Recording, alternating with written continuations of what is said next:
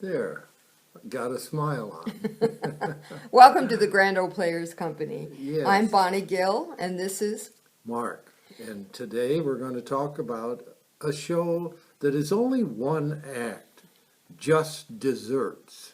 It's kind of a mystery comedy, The Reading of the Will. reading of the will and who's going to get what. So the neat thing about one act plays is it opens the door for people who are, not experienced as much as other people who write plays.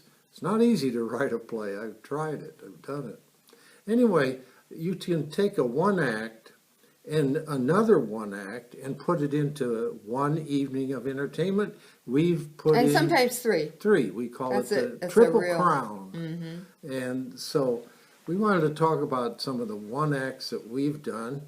And one is Just Desserts. Just Desserts. So one time we put Just Desserts on its own.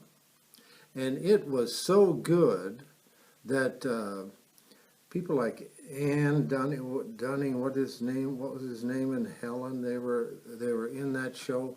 And it was just excitingly funny. You're talking about Al Dunning. Yeah. Al Dunning.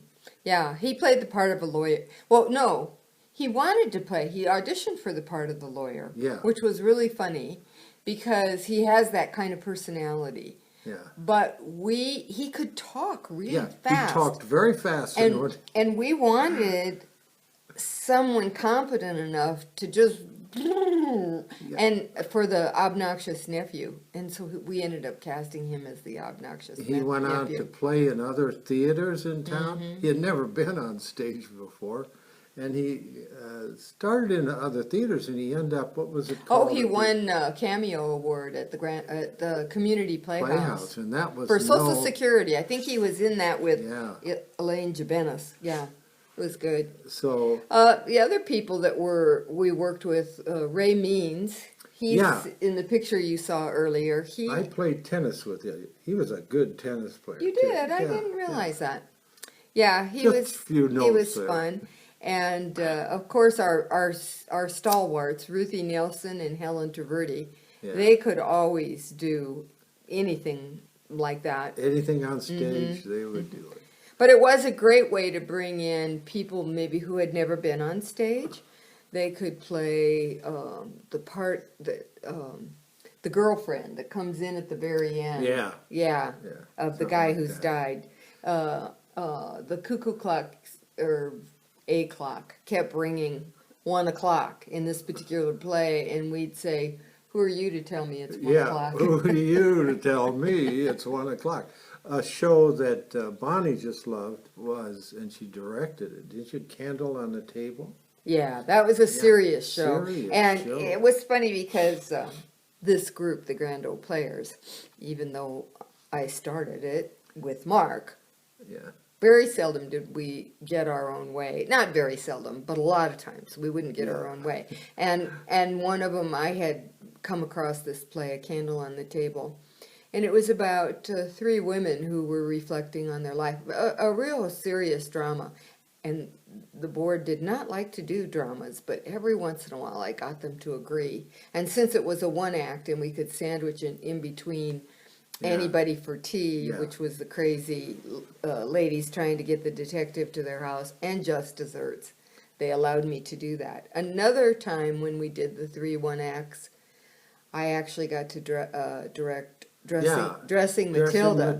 That again, it was a comic drama, and it was a show that I had seen done at the Great Plains Theater Conference. And there you get that name, Great Plains Theater Conference. What and I had the very good fortune of working with a good playwright that was in Sacramento, Marilyn McCracken, and then I was also able to get one of the most competent actresses we have in town, Danielle Smith. Yeah.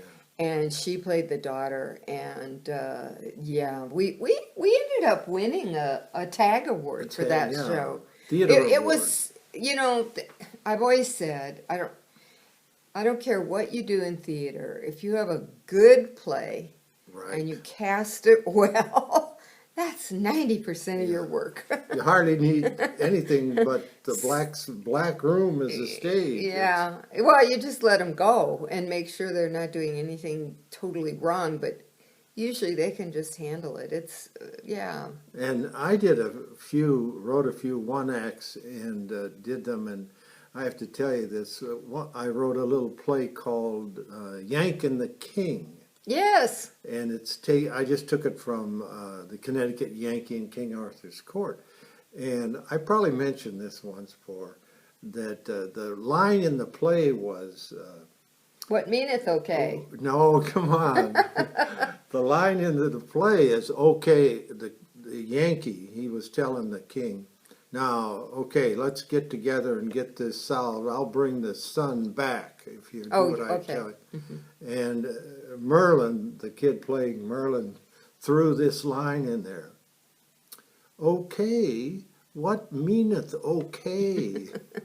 It's said in 827. Yeah. We didn't have that word back then. Yeah, you always need somebody that's paying attention to catch you. And these kids were you did that with kids. Your homeschool group. Yeah, it was really good. Good kids to work with. And I've done other shows. I did a Pickwick show that I enjoyed doing. And again, I may have mentioned this, where one character was a horse. Mm-hmm. Okay, the horse, I told the fella, now I want you to play this and do things that a horse cannot do to make it funny. And he did. And it was a half-hour play, and I had never heard it or seen it staged. He did that so well, a fellow from one of the Doane College. He did it so well. Mm-hmm. It stole the show, was that horse, Nettie the horse. Mm-hmm. That was good. You can really do neat things with one-act plays. It's a good way to start. We started with a one-act play, Anybody for Tea, and then we did Anybody for Tea later with different actors. Two different one-acts with it. So if you're looking to work in theater... Yeah. And you want to start one and you're a little bit shy, this is a good way to start. Yeah, you could even use a one act as some event, mm-hmm. like the one we did with George and George. No, that wasn't. No, I know, but it was taken in using music. Yeah. To make a vaudeville. One acts are great as if you get a call for a group that wants about a half hour of entertainment. Yeah. It's a good way to do it.